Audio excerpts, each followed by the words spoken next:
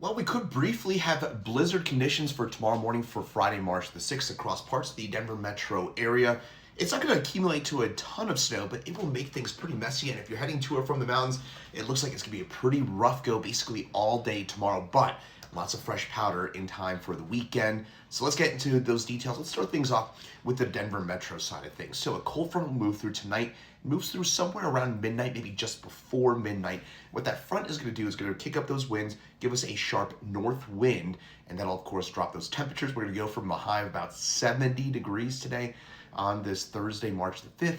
Around 2 p.m. it's going to be 70 degrees, and then by the time you wake up tomorrow morning, it's going to be about freezing with snow starting somewhere between about 6 and 9 a.m. tomorrow morning.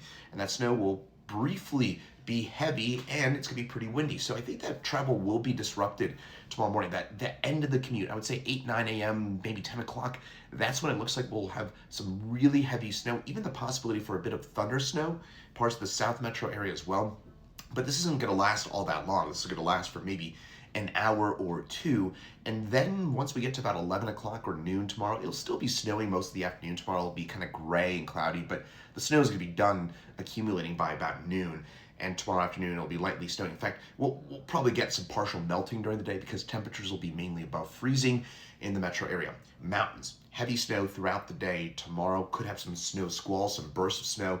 It looks like that snow squall potential will probably be highest in the morning tomorrow, but if you're traveling to or from the mountains, it's going to be a pretty rough go basically all day long with that steady snow all day. Foothills above 6,000 feet, winter weather advisory, and that's where we'll see that possibility for as much as 6, 7, 8, 9 inches of snow for us. And then once we get to Saturday morning, that snow will be fine. It'll be done. So ski traffic Saturday morning a lot better. So you have to travel through the mountains today or Saturday, just basically all day tomorrow.